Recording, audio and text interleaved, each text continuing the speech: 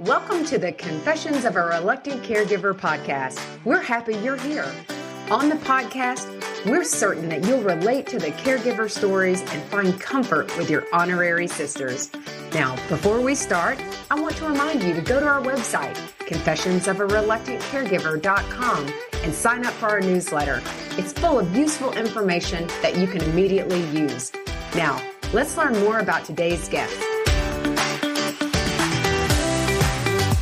This episode of Confessions of a Reluctant Caregiver is sponsored by Tena, the world's leading incontinence care brand. Hey, ladies.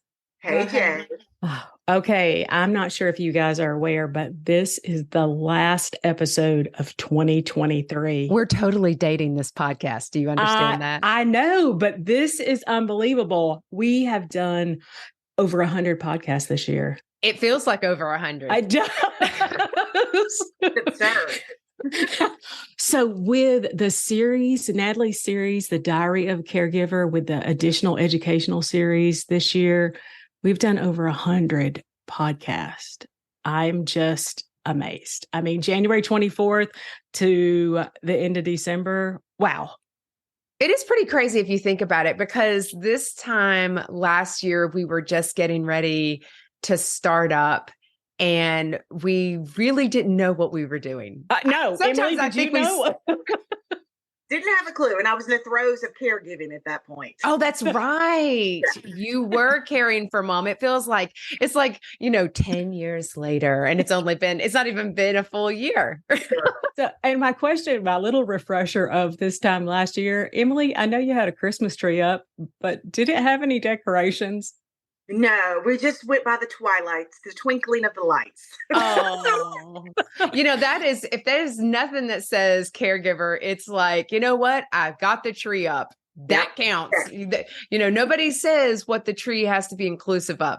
So I think you nailed it personally. And that's kind of, as we think about, why we wanted to do the podcast was to say, you're not alone. Like, caregiving's hard, and there's some good times, and then there's some not so good times that challenges that we experience. And then there's some awful times. Then there's some horrible bad. And I think, I just kind of refreshing everybody's memory. Our why for why we wanted to do this was, we just thought we can't be the only ones who feel this way. And the response from you guys is just amazing. Amazing. We've had so many people come in and listen in and follow us on social media. And we've had so many cool opportunities, and the people, oh my God, guys, the people we've met and their stories. I wish I could, one day I'm going to put all their stories into a book and be like, true confessions. And here's the lessons. There's so many lessons that I learned this year. Yeah. Well, today we are going to talk about a reflection of 2023. We're going to give the cliff notes of 2023. Let's look back. It's the cliff notes for us. A lot of it for us personally and for the podcast, and then a little foresight into 2024. Ooh, so what's are coming? you all ready? Ooh, what's it's coming? Like Oprah, get on the couch, ladies. Let's talk about it. Are you ready for Let's your do confessions? Ready. All right.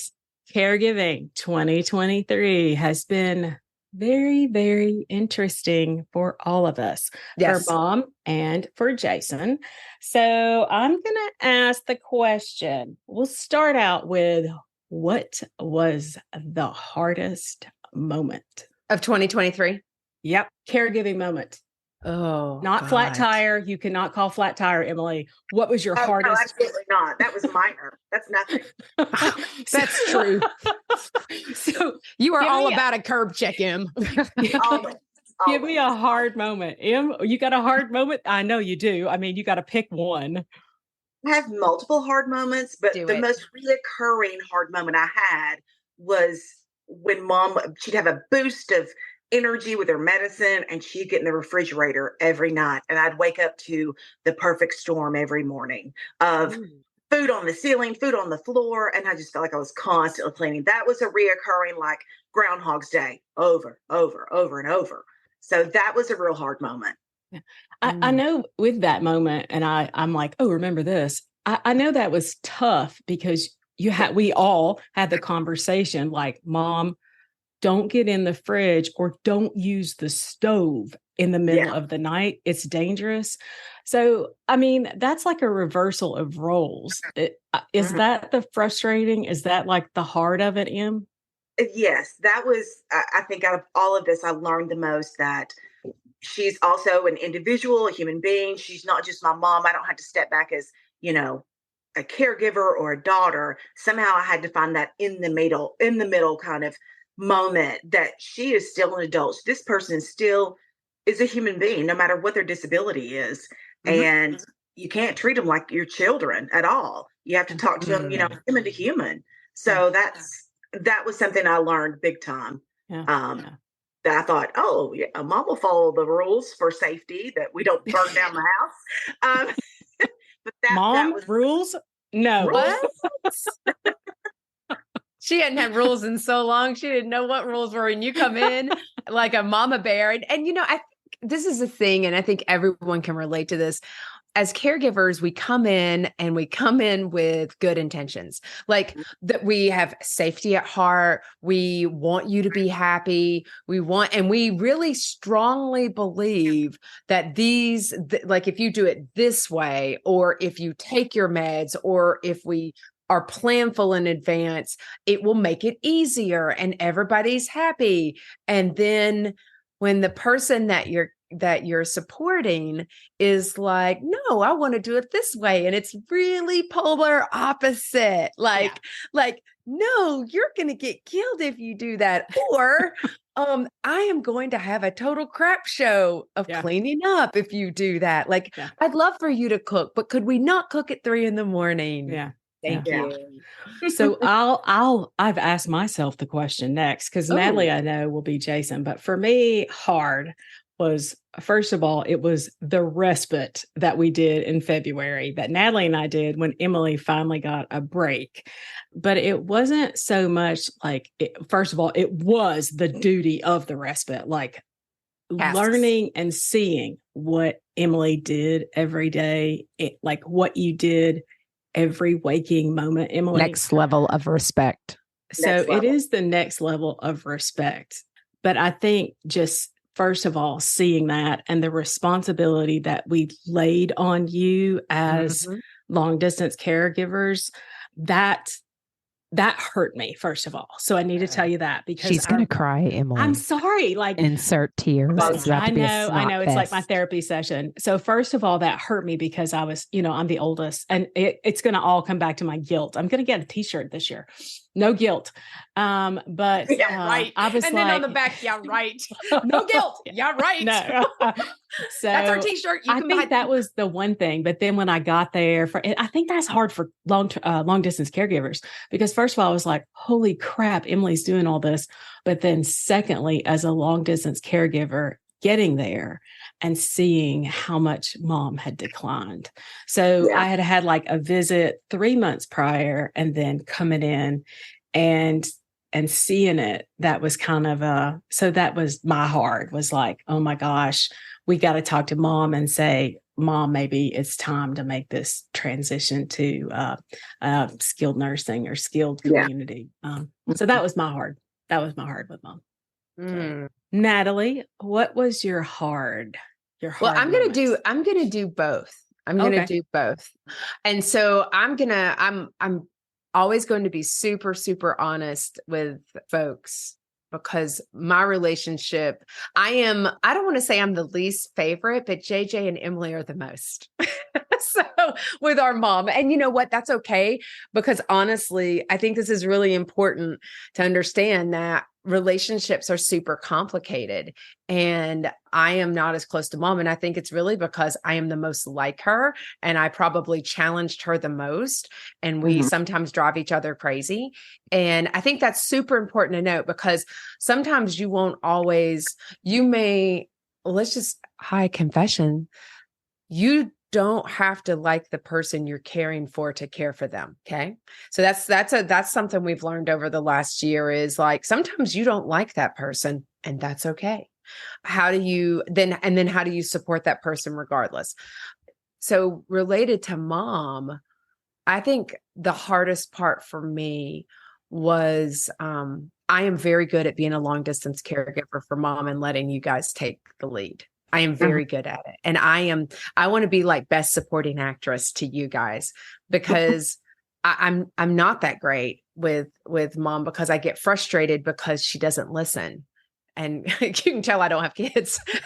And so, but it's frustrating. And so, but what I probably have the hardest part for me was watching you guys carry so much of the burden and the burden emotionally, the burden, Emily, the burden physically, giving up so much of your life, which I had said, hey, I'm just so concerned about this.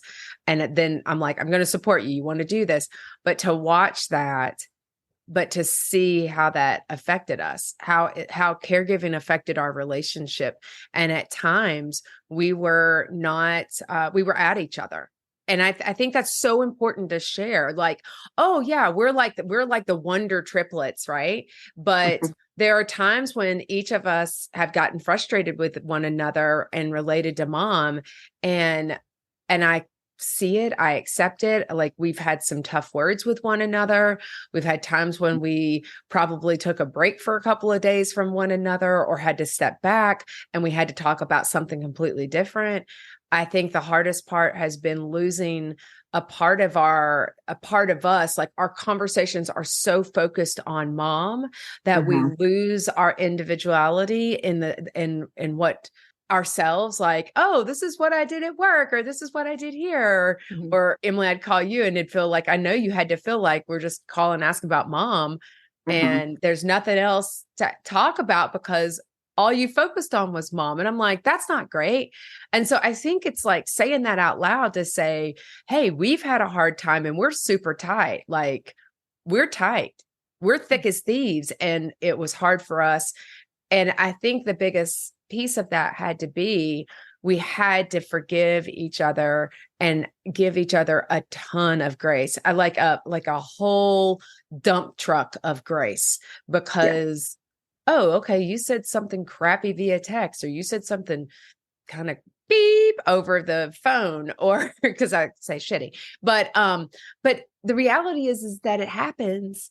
It's what are you going to do with it? So you're going to ruin your relationship because of the stress of caregiving. And the answer is it's never going to be worth it. So you acknowledge it, and then how do you move forward with it? So what's a Thank hard you for attending my TED Talk. Yeah. So what's a hard, with Jason? Like a hard moment with Jason. Just a hard moment. The hard moment with Jason is very simple. It is, I had no clue what our life was going to be like after his cancer. The new normal we were not prepared for. And so the hardest thing has been establishing a new normal and helping him live with the side effects from day to day and still being just as helpless as I was as the day he was diagnosed. Yeah. And you know, and accepting that, like, I'm finally a wife and a caregiver, and I've accepted and some days you are manager and wife. And sometimes because caregiving goes in and out. If you think that caregiving ends, like if your person survives, right? And so like a complex health. So Jason had cancer and he's no cancer detected. Well, if you look at his photos right now, you think, oh, he looks great. He's never looked better. Nobody would know that he has back and neck issues and that his salivary glands are burned up and all that stuff. And he doesn't show it. See, because we're all good. If you think about it, we're all good putting on our faces. We all wear our masks. Remember that time, Emily, that one episode with our bestie, what's his name? Joel, the Holy Trinity, you know, Jesus, Jane, or Joel and Jane. Joel Osteen talked about the masks that we wear and that most people don't get to see the behind it because you got to feel super safe. Anyway, thank you for attending my TED Talk.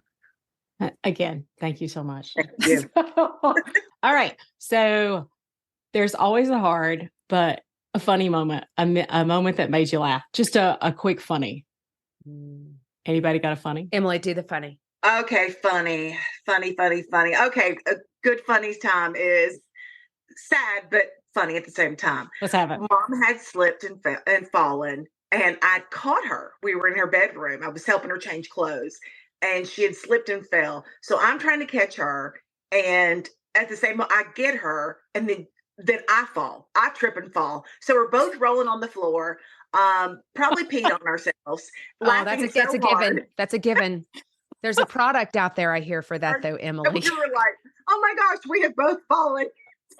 I think I'm done before both hurt. I like we think need to that talk about our pee problem. think that Tina, if you look them up, they make a product that will help you both, you know. I'm actually thinking about peeing right now because that was funny. Depends whoever wants to sponsor us. Anything, you know, bladder incontinence is real, people. Yeah. That's great, Emily. That's a whole different episode. That's not even caregiving. Like, welcome to womanhood. I just peed on myself because I laughed. Oh, you know, for me, I everything you have, we say you have to laugh or you'll cry. So my laughter moment was, I'm so mad at a certain phone company because they sold mom an iPhone. So You're never sponsoring us. yeah. So I'm not gonna, we're not going to go any further than that. Starts with a V. Ends with the day I Eisen. got the call from the director of nursing, and she said, your mom has lost her phone. I was like, I'm sorry, what? I'm still making payments on that. I'm still mad. And she had somehow this phone had gone out in the laundry. And so the laughter came when thankfully the laundry folks found it. It did not. They may have not returned the rest of her clothes, but they sure as hell returned her phone. They did return the phone, and that folks was, then I could laugh about it, but I'm like, Mom, the lesson there is, Mom, you have to give her the lecture. Mom, if this phone gets washed or you break it, there is not going to be another phone. But we finally were just like, you know, Mom sent her iPhone out in the laundry, and I was just out twice, hasn't she? It's super clean. No, but I did learn how to find her. This is educational. I did learn how to attach her iPhone to my phone so that at any time I can find her iPhone. So now they just call me. They're like, your mom's lost her phone. I'm like, oh, love of God, please help me so that I find it. But it's usually not charged.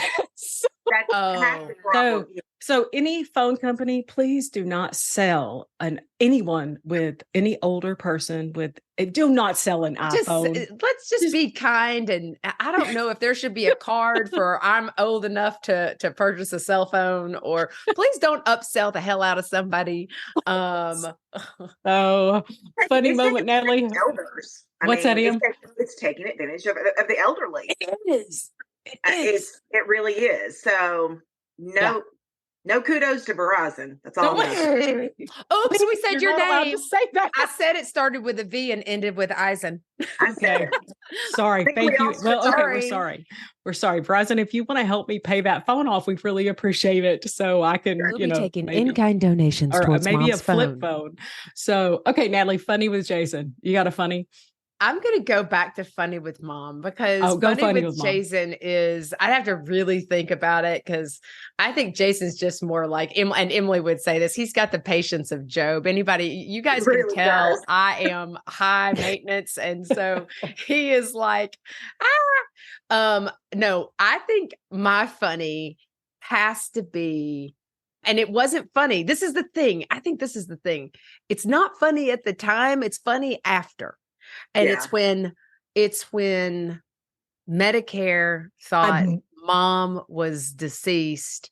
And I'm going to tell you, people, if you haven't read the blog that we did when, because we had to resurrect our mom in the eyes of Medicaid. She's along with Jesus. She's always had the red line to God because she's, you know, she loves the Lord, and we're totally supportive of that. But I'm going to tell you, so here's the thing. Wait, I got to jump in here and say, I almost said that one, Natalie, but that's really still a touchy topic for me. I'm like, it's like, I'm still emotional. Oh yeah. Well, that's because you were in the middle of it with a snot sandwich. Like when they told us that, you know, we didn't realize that Emily had forwarded mom's mail and then the forwarding stops. Thank you, USPS. We just thought that lasted forever. And we forgot to then go in and manually change mom's address.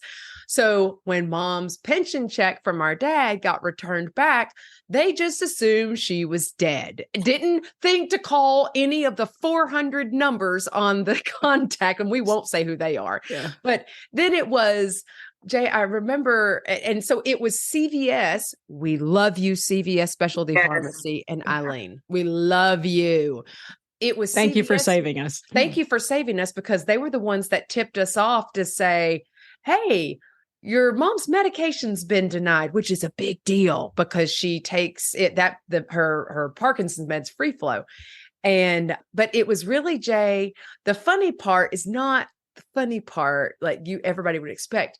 It's when you called me crying and said, Medicare thinks mom's dead. And my response was, is she? And so that's true. And you were like, no. And I was like, okay, I didn't think so. And so, because you can tell why I'm the middle. But all we had to do, everything, we did so much to try to get mom's Medicare turned back on. And some people, here's the thing, and we all know this as caregivers, some people make it hard on you and some people make it easy. Yeah. And Eileen with CVS Specialty Pharmacy made our lives easier because they did not charge us up front to pay for mom's meds. They said, you've got an established history. We'll work with you so that you don't have to pay almost $7,000. So that was the breakdown moment. I think that was the reason. Thank you, CVS. We love you. So if you haven't read the blog, we will tell you, read the blog because it was quite a journey. We'll put the link in the show notes. What a novel idea. Yeah, we do. We should. We got show notes. We'll put the link in. Well, also, hey, you know what we should also do? We should put the link in for the banana pudding. Oh yeah, we'll share that one too. Oh gosh. All kinds of like flashbacks to that way, favorites. Emily, when you can't find it. Another story entirely. Okay, I'm moving on. I'm moving on, girls. I'm keeping us on task. Honestly, resurrecting mom. And it took about 4 weeks to resurrect our mom in the eyes of Medicare. All right. So let's talk about the podcast. Because how many of the three of us had listened to a podcast, yes or no, before we launched our podcast on the 24th of January? I didn't. I hadn't. Crickets. I don't count Joel, Emily. He wasn't a podcast. He was just like a video watch. He was technically I think he was kind of a podcast, but did you? I didn't really count that because I didn't really understand podcasts, to be honest with you. No, I didn't. I wasn't podcasting. I was YouTubing him. Yeah, we were YouTubing. Oh, you're exactly right. So that doesn't count. Yeah. It was not a podcast. It was actually a YouTube. So technically, I had actually never listened to a podcast. So we want to be totally transparent, as we say. Never listened to a podcast. Nope. And so now we're in it. We're having how hard can it be? How hard can this be? We have had a lot of fantastic, amazing guests. And we have a lot of memorable moments. So memorable guests, and all of them were. And I think it's important to say that of all these guests, they have blessed us. I thought that and I feel like we blessed our listeners, but these podcast guests have blessed me like they're healing. They are some therapy. They're therapy. They've saved me a lot of money. So funny moment, like a funny, well, it's not even have to be a funny, but what's your memorable moment? Like, tell me about like one guest, like a memorable one that got you. Well, tell me, you can tell me a couple if you need to. Emily goes first. Nope. Emily goes first. I can go first easily. Go. Everybody always touched my heart in one way or another, what they were going through, how I could empathize with it. But someone specifically showed me really what true love was and what a true caretaker can be. And that's Robert Party all the way. Oh my God. I love Robert Party. We were all bawling, the snot rolling down. That man absolutely sharing his story and his love for his wife, and through humor and love. And it really touched me the most. And thank you, Robert. We would love to come to, what was it? Is it Italy? Italy. Oh yeah, we're going to Italy. We'll have to do a follow-up episode for him. Yeah, absolutely. Loved It was him. him and Desiree. His wife's name was Desiree. You know, And- he has a new book coming out called After. Oh, yeah, he it does. is. It's a compilation December of 5th. stories, I think. It's a compilation of stories about the before, but after caregiving ends and how you move on. It's a compilation of 12 stories. So we'll put that in the show notes too, Robert, because I'm looking forward to we reading love that Robert. if I haven't already. So, And I don't know, we could just talk to him forever. He took us to church many times. yeah, There were, you know what? I'm going to say this. There wasn't one, and I think this is really important for all of our guests who've been on. There wasn't one bad guest. Like there has not been one bad guest. And so if we don't name somebody, it's not because we're like, oh, you sucked. No, it's not it at all. No, it's not even that. I mean, like there's some that we laughed. There's some that we just cried. I mean, we haven't even, there's an episode with former governor of Wisconsin who's going to be coming on in the coming months. That is JJ and I started crying at minute 2. Like it was a show. It was like, he was just so wonderful and he has the book, My Two Elaines. That's like a little teaser. Oh my gosh. It's beautiful. Hey, Jay, I need to take a break from the episode for just a sec to talk about something that is really important. Okay, Nat, what's going on? I need to talk about incontinence. Oh, whoa, that was not what I thought we were going to talk about. Well, I know, but this can really happen to anybody at any age. But, honestly, as I've gotten older, it's getting a bit harder not to laugh hard and not pee on yourself a little bit. I do remember that time when we were shopping for birthday cards. Whoa, TMI. Let's not talk about me. We have dealt with incontinence. It's been with Mom. True. But the primary issue was overnights, and we had a lot of leaks. We had always gone and bought the products in those pretty fancy bags. True. And I then found Tenna. And those overnight briefs, well, I got to tell you, Lifesaver. There were no leaks. She did not have a rash, and there was no odor. It was a complete success. I love that. Guys, I'm going to tell you, you really want to learn more about Tenna. So you can go to their website at tenna.us, or you can find any of their brands in the hygiene and beauty section of your major retailers. Definitely want to check them out because why, Jay? They are absolutely sister approved. Love it.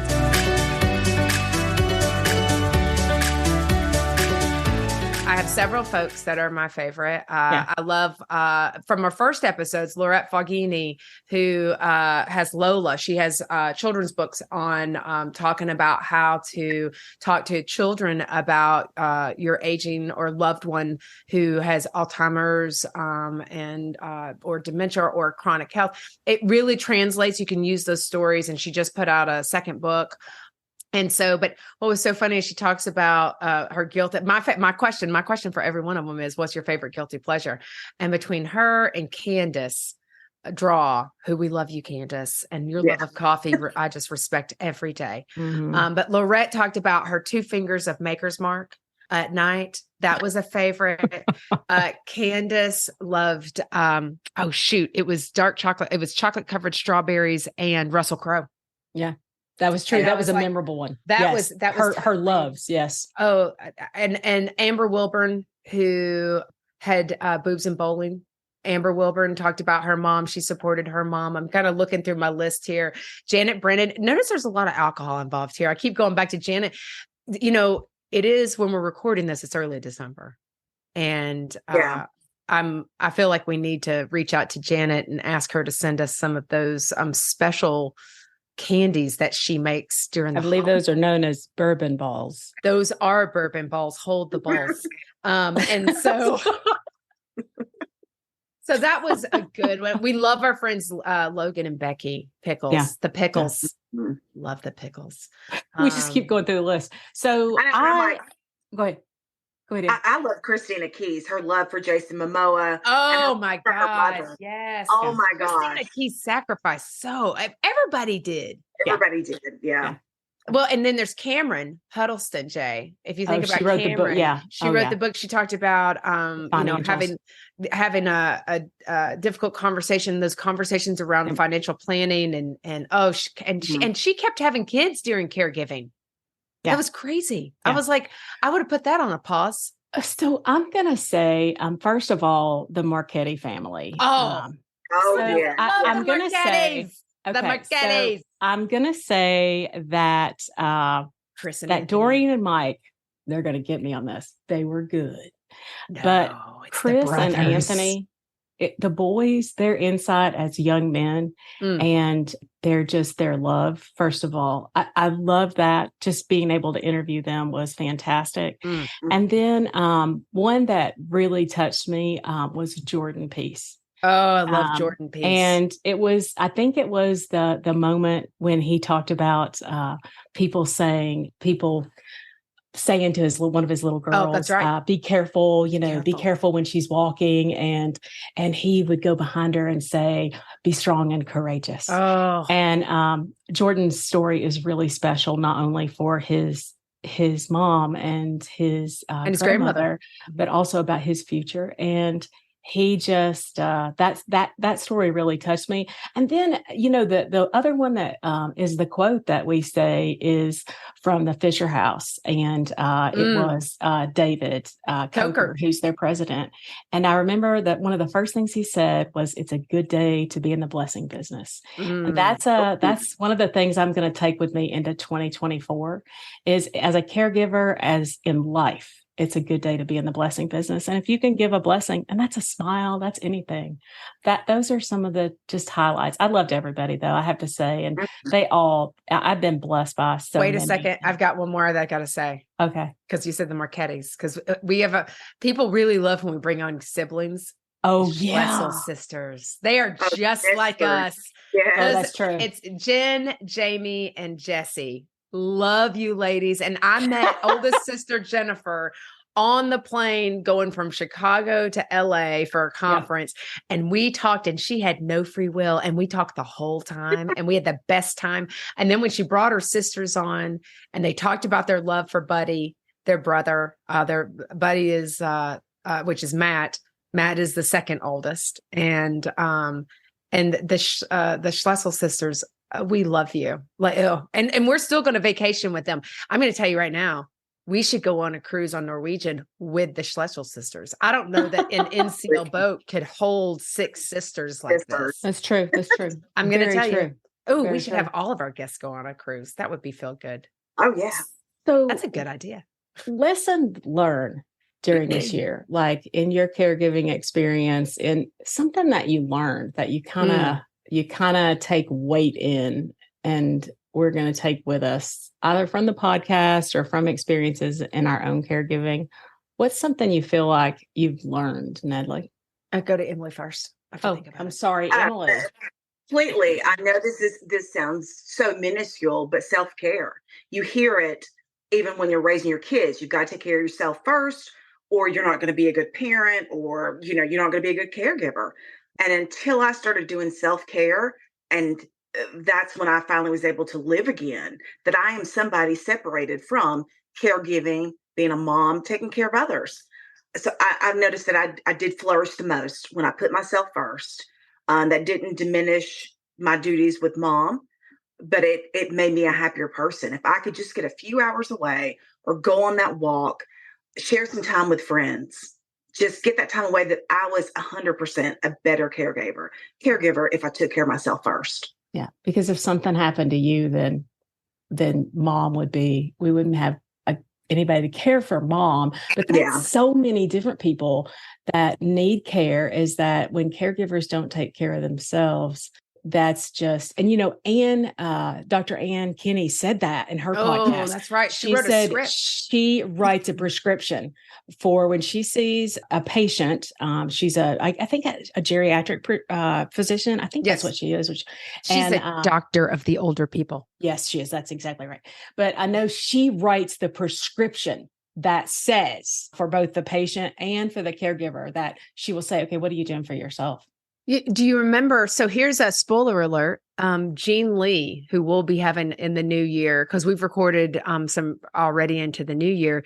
She also talked about, she and her sister, when both of her parents had, I believe, Alzheimer's at the same time, varying levels or varying degrees.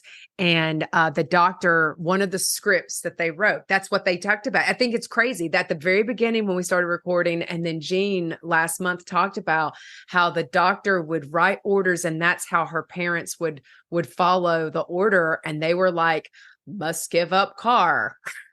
You are not going to drive for safety reasons. And it took that. And so it goes into like team and the caregiver really being part of the team, which is the medical team. We've talked about that in the past, is how important it is for physicians and treatment teams who are supporting the person you're caring for, that you're a part of that conversation. Because Emily, your voice at the table when mom's appointments, or JJ, when you're there on the calls, our voices as caregivers are so important because we see so much and we see it from different angles. And I think don't be fearless in stepping up and having your voice heard with physicians, because our medical community needs to really hear caregivers for the valuable information that helps direct treatment.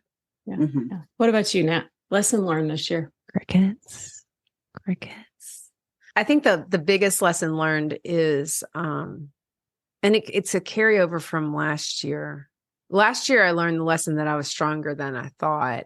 This year, when I read the specialty series, when I read my diary entries, I didn't realize how strong I was during that time.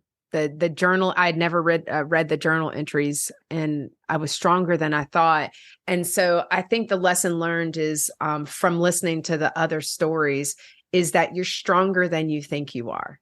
You really can do hard things, and that you need to give yourself grace and permission, the same grace and permission you'd give anyone else. Give it to yourself. You're going to make mistakes. You don't have to be perfect. You can take the mask of perfectionism off. Caregiving is going to show you very quickly that you are not in control. And so if there's a lesson there, is really being able to go with the ebbs and flows of caregiving. And giving yourself some grace, that if you make a mistake, it's okay. Here's not if. When you make a mistake, when you say something wrong that you might be like, dang it, you need to own it and acknowledge it. So it's almost like name it to tame it. Name it and let it go. Just don't hold on to it, because guilt, my oldest sister, is a very powerful thing.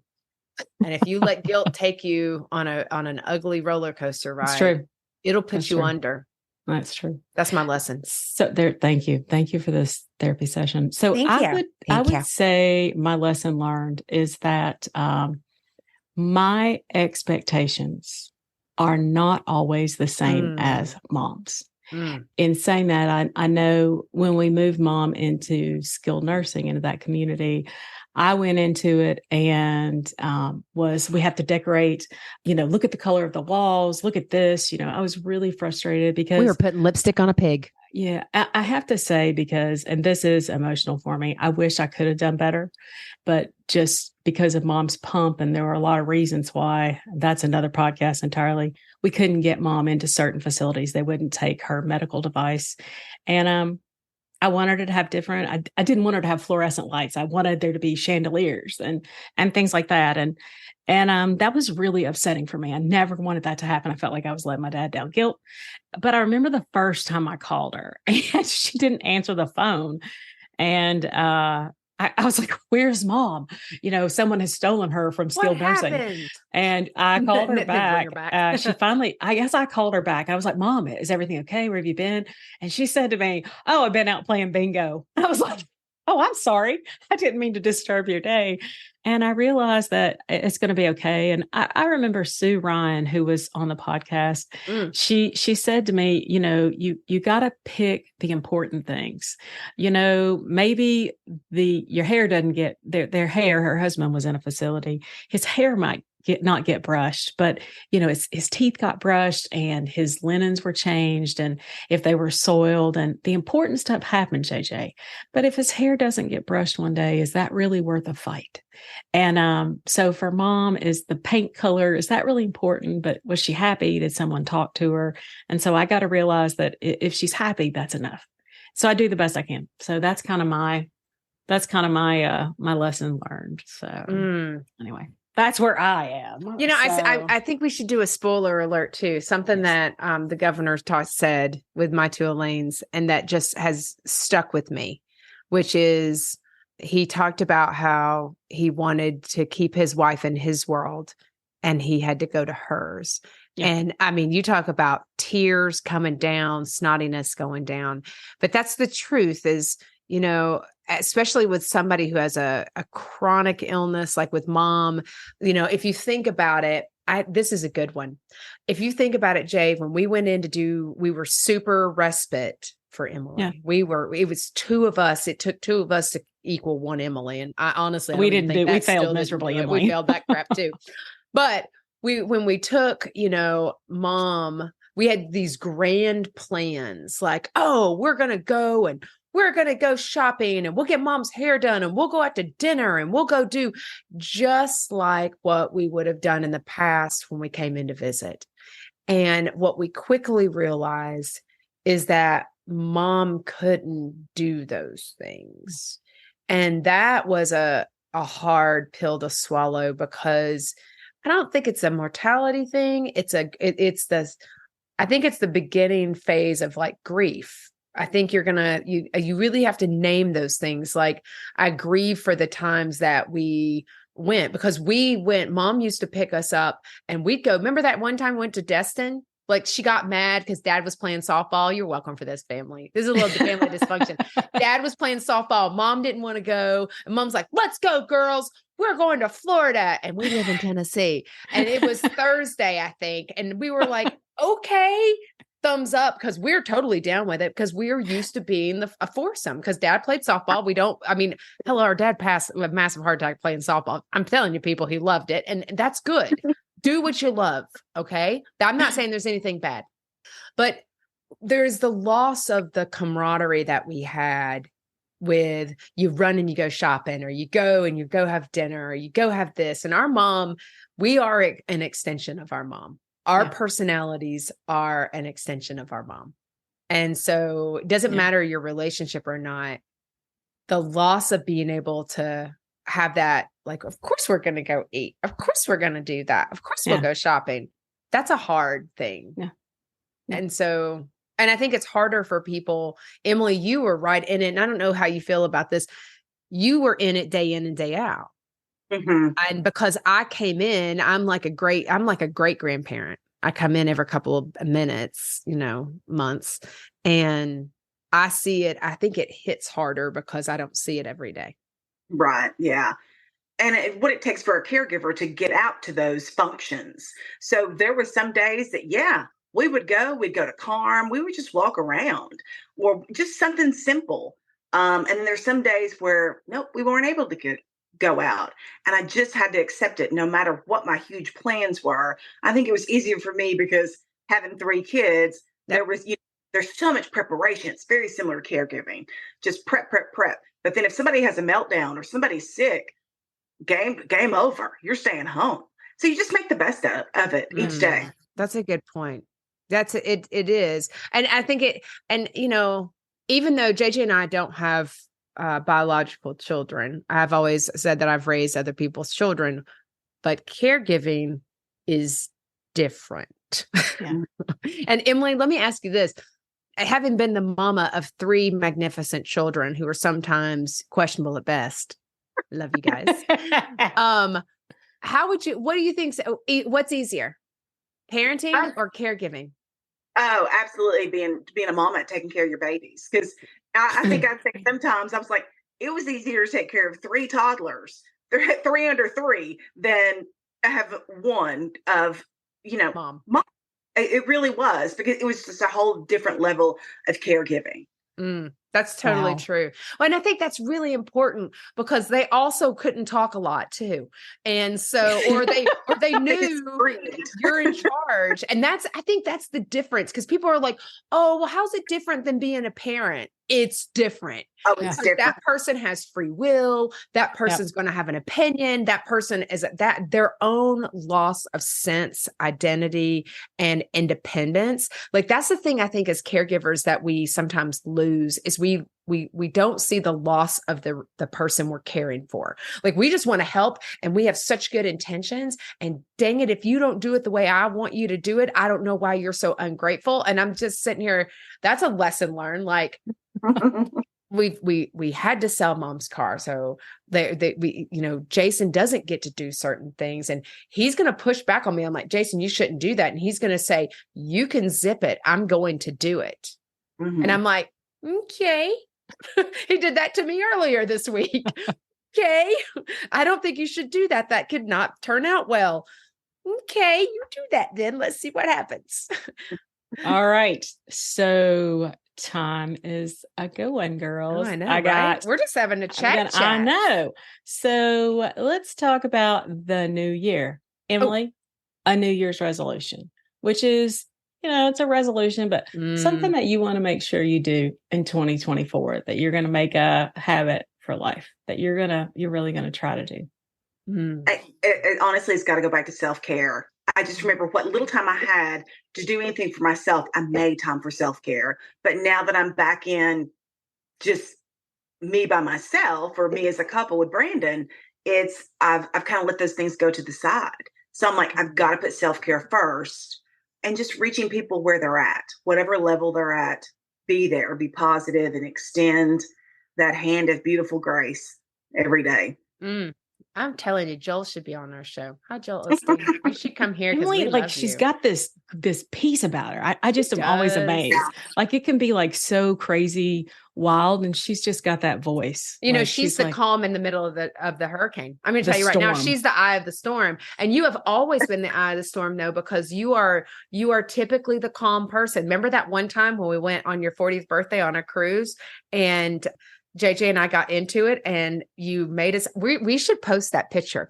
JJ and I got into it over directions and Emily basically called us out because JJ and I are super type A and we just take turns. And so I was like, we're going this way. And Jay's like, no, we're going this way. And you're like, both of you shut up and take a picture. And so I was like, it is my 40th birthday trip. You need to hug, and then we took a picture. Oh my God! She made us take a photo when we were mad. That was really Emily's like most strong moment ever. But Natalie, notice that both of us were like, I was scared of her actually. So Natalie, resolution. What's yours? I ask you first. Well, what is my resolution?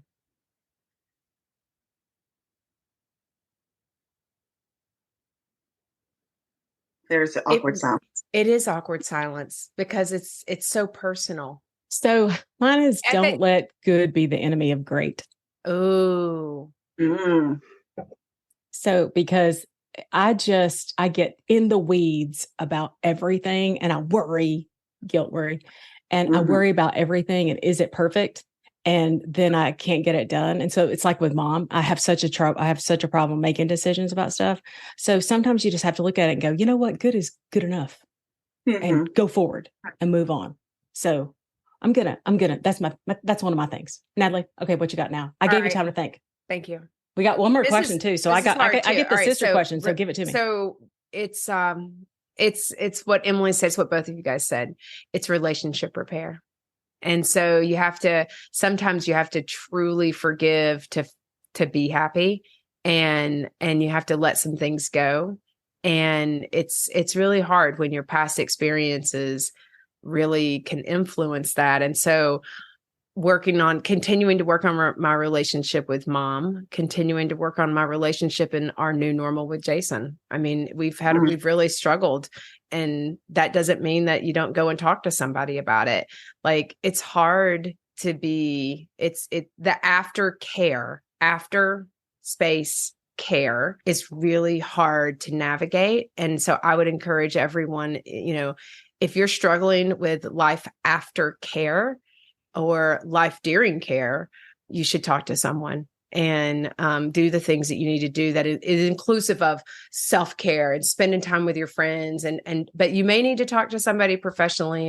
And I say that with all love and respect for the individuals. Absolutely. Because it's mostly me. Yeah. Absolutely. Okay, here it is. Last question. I get the sister question. We have had many, many, many holiday seasons together, Christmas and New Year's. And if you look at our website and our Facebook page, everything, there's going to be some proof of these many years, and they are fantastic. We have got a photo montage that you'll be seeing. Here it is. What is your favorite Christmas, New Year's memory with the three of us? Okay, I've got it right about, and y'all are going to laugh at this. Let's have it. But Mom would always wrap our presents, and they would be out for us to look at them. It felt like months in advance, but it was months. It felt like months. So I remember this one particular gift. We were like, "What is that?" And we were so excited, and it was huge and square, and we're like, "What magnificent thing is in this box?" And we open it, and it's just a mini trampoline workout thing. And oh my God. We were like, are you serious? It was a rebounder. They were called rebounders. They were called rebounders. And there's a weight limit. Yeah. And I just remember being so horrible with me, so let down that I was like, what in God's green earth is this? Like, I'm going to break my ankle. I'm going to slide through those little springs. And for facts, and you did. Yeah. I did. But all in all, we did have fun with it. It was pushing one another off of it. Weeks of like, what's in that box? Touching it, trying to shake it. It was so heavy, and then, bam! Oh, done. Okay, I've got Natalie, a fast what you got? one. So I have to say, they're separate. Let's have it. So there is the time that JJ, you and I went and saw The Family Stone on Christmas Day. It makes me tear up because Emily, you were with your ex-husband, I believe. We were adults. You were somewhere, but you couldn't be with us. And JJ and I, we love to watch movies on the 4th of July. It started with our Aunt Jane with Batman, when we saw Batman with Aunt Jane, one of the Holy Trinity there, the 3 J's. But we saw that, but we went and saw The Family Stone, and I will never forget that, because every time I see that movie, which is one of my favorite movies, I think of the time that I got to spend with you, Jay. And then the other one is when Emily and I were on New Year's Eve, and it's the first parade of the new year is in Gatlinburg, Tennessee. And we were in college. We sure as hell are. And so Emily and I were with our cousin Rod, who I adore, and some other friends of ours. And we're all waiting, and we see these really good looking guys that cruise down, and they motioned for us to come because Emily and I made poor choices sometimes. And we went to go, and then they sped off, and everybody in Gatlinburg, Tennessee saw these people do that. They all start laughing. We start laughing. It was the walk of shame. It is the best thing. I wish somebody had recorded it and we could show it, because it was so funny. It was so good. Anyway, so that was my 2 things. But I love that. That was such a good memory. Okay. Even though we got shamed, I didn't care. Yeah, I see. Mine goes back to childhood, because I can't even. Those were times when I couldn't even. I was not responsible for Natalie and Emily. Obviously, I was out of the picture. I would never have allowed that to happen. They could have been stolen. So I have 2 as well. Wasn't with us. I have 2 as well for Christmas. There was the time that I had broken my toe.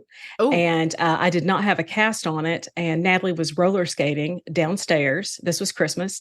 And she rolled over said broken toe. And then I had to go to the doctor and get a cast. So thank you, Natalie, for rolling over my toe with your brand new roller skates. And then second was the New Year's that the whole family spent together with our hands taped in socks, because we all had the chicken pox. And we watched the ball drop with chicken pox. So that is one of my favorites. Mom taped us all of our hands together because she was yelling at us to stop itching. So that is it. That is our holiday story. Guys, I love you all so much. And I love our listeners. Thank you all for listening to our memories and our future hopes and our silly thoughts and our memorable reflections. past. Yeah, you're going to hear us. We're going to leave you now. Caregiving 2023, reflections and resolutions. And here is to an amazing 2024. And we are so happy to have you guys with us. Guys, until the next time, we'll see you in the new year. Bye-bye. Bye. Well, friends, that's a wrap on this week's confession. Again, thank you so much for listening. But before you go, please take a moment to leave us a review and tell your friends about the Confessions podcast. Don't forget to visit our website to sign up for our newsletter.